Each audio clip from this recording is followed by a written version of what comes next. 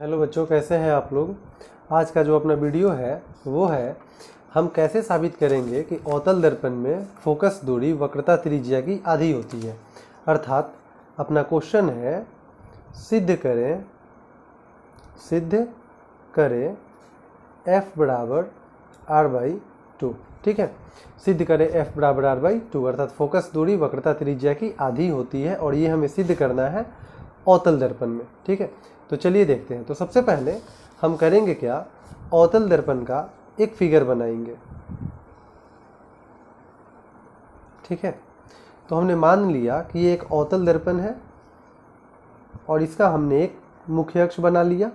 ठीक है, तो जैसा कि आप जानते हो दर्पण का जो मध्य बिंदु होता है उसे हम ध्रुव बोलते हैं और उसे सी से सूचित करते हैं। दर्पण का कुछ नाम रख लेते हैं, क्योंकि दर्पण को हम इंग्लिश में मिरर बोलते हैं, तो ऊपर m लिख देते हैं और नीचे m' लिख देते हैं। ठीक है, तो देखिए भाषा हम इसका क्या लिखेंगे, भाषा लिखेंगे माना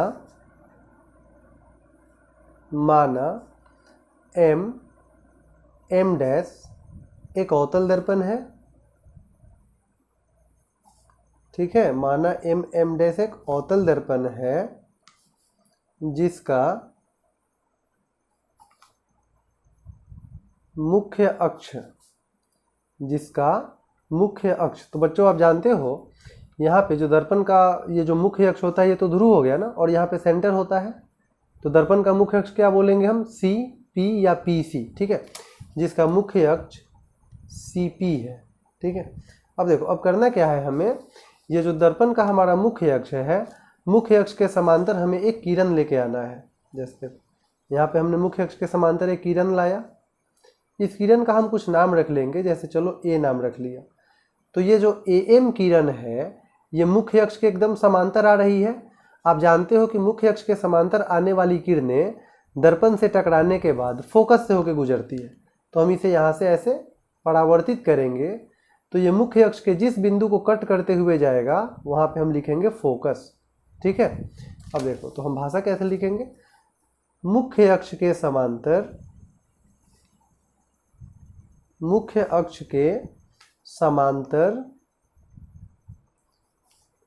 प्रकाश की किरण,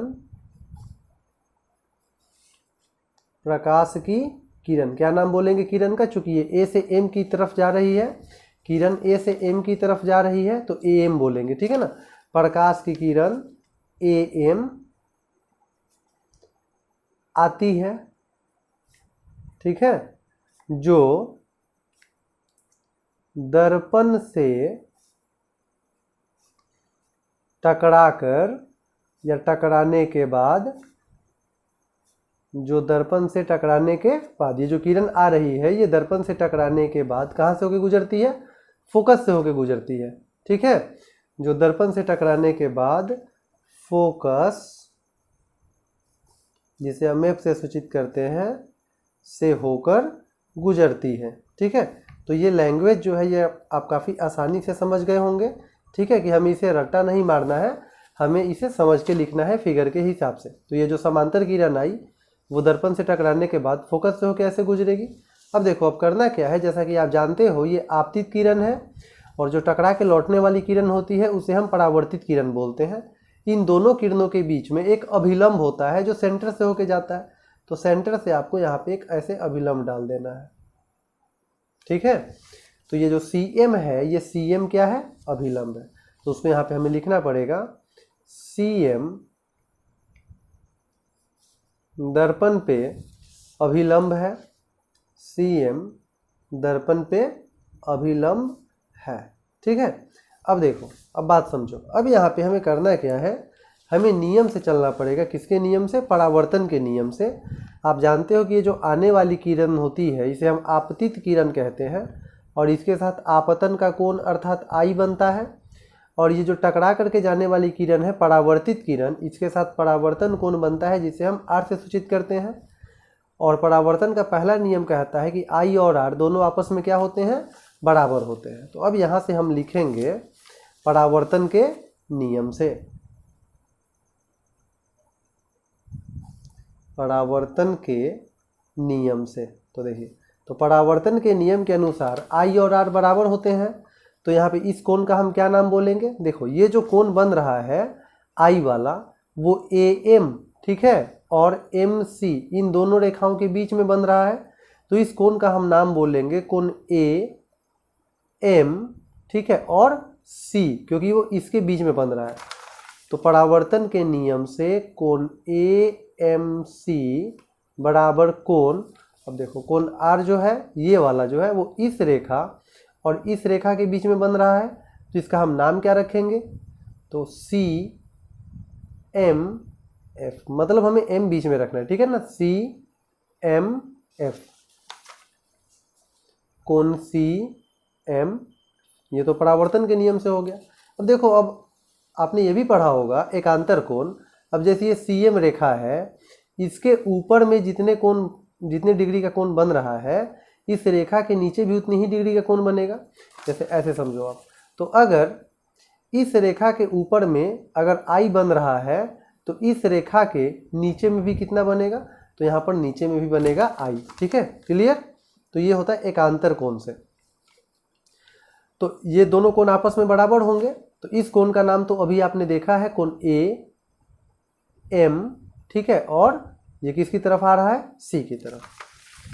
तो कोण AMC बराबर कोण, ठीक है, इस कोण का हम क्या नाम बोलेंगे? तो यहाँ पे आपका C बीच में होना चाहिए, ठीक है। अब देखो, अब ये कोण किसके किसके बीच में है? तो ये वाली रेखा और ये वाली रेखा के बीच में है, तो इसका नाम हमारा हो जाएगा MCF, ठीक है, या FCM, किसी भी तरह आप लिख सकते हो। तो हम यहाँ पे लिख देते हैं MCF। ये किस कारण से बराबर होगा? तो ये बराबर होगा एकांतर कोण से, ठीक है। अब देखो, अब बात समझो। अब तुम यहाँ पे क्या देख रहे हो? ये जो दोनों हमने इक्वेशन लिखा है, बायां साइड बराबर है, बायां भाग बराबर है ना, तो दाहिना भाग भी क्या होगा? बराबर होगा।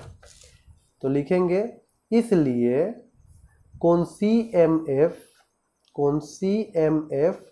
बराबर होगा कोण MCF के। तो देखिए, बात समझिए, आपका कोण CMF मतलब ये वाला कोण हुआ, और MCF मतलब ये वाला कोण हुआ, अर्थात ये दोनों कोण को हमने दिखा दिया कि ये दोनों आपस में क्या है? बराबर है। अब यदि आप ध्यान से देखो तो आपको यहाँ पे एक ये वाला त्रिभुज दिख रहा होगा, त्रिभुज का क्या नाम होगा? MCF, है ना। अब देखो, तो जब दो कोण बराबर हैं तो वो त्रिभुज कैसा होगा? समद्विबाहु होगा। इसलिए लिखेंगे कि त्रिभुज, क्या नाम है त्रिभुज का? CMF या MCF, आप किसी भी तरह से नाम दे सकते हैं। इसलिए त्रिभुज CMF समद्विबाहु त्रिभुज है, क्योंकि उसके दो कोण क्या है? बराबर है। तो ये जो है त्रिभुज CMF वो कैसा त्रिभुज होगा? समद्विबाहु त्रिभुज होगा। अब जब दो कोण बराबर है तो उसकी दो भुजाएं भी बराबर होंगी। कौन सी दो भुजाएं? तो देखो, तो ये जो कोण है ना, इस कोण के सामने कौन सा भुज आ रहा है? CF, और इस कोण के सामने कौन सा भुज आ रहा है? MF। मतलब अगर ये दोनों कोण बराबर है तो उनके सामने वाली दोनों भुजाएं भी बराबर होंगी। इसलिए CF और MF दोनों भुजाएं आपस में क्या होंगी? बराबर होंगी, ठीक है। अर्थात मान लीजिए कि यदि C से F की दूरी 10 मीटर है तो M से F की भी दूरी कितनी होगी? 10 मीटर। अर्थात ये वाली यहाँ से यहाँ की दूरी और ये यहाँ से यहाँ की दूरी दोनों बराबर होगी, ठीक है। अब यदि हम लोग मान लेते हैं, मान के ऐसा चलें, यदि M जो है किसके निकट हो? P के निकट हो। यदि आप ऐसे लिख सकते हो, M तथा P के बीच की दूरी नगण्य हो। नगण्य मतलब मान के चले न के बराबर, ठीक है। मतलब यदि हम ऐसा मान लें कि M और P के बीच की दूरी, ऐसे हमें दिख रहा है कि दूरी है, लेकिन हम अगर मान के चलें कि M और P के बीच में कुछ भी दूरी नहीं है, तो M से F की दूरी या P से F की दूरी तो बराबर होगी। अगर मान लीजिए कि दोनों एक ही जगह होते हैं तो यहाँ से यहाँ की दूरी हो चाहे यहाँ से यहाँ की दूरी हो, दोनों बराबर ही होता। तो अगर दूरी नगण्य हो तो M से F की दूरी और P से F की दूरी क्या होगी? बराबर होगी। अब देखो, अब बात समझो। तो अभी थोड़ी देर पहले आपने क्या बताया था यहाँ से यहाँ की दूरी और यहाँ से यहाँ की दूरी बराबर आई थी, लेकिन अब हमने क्या इक्वेशन निकाल लिया कि यहाँ से यहाँ की दूरी और यहाँ से यहाँ की भी दूरी क्या है, बराबर है।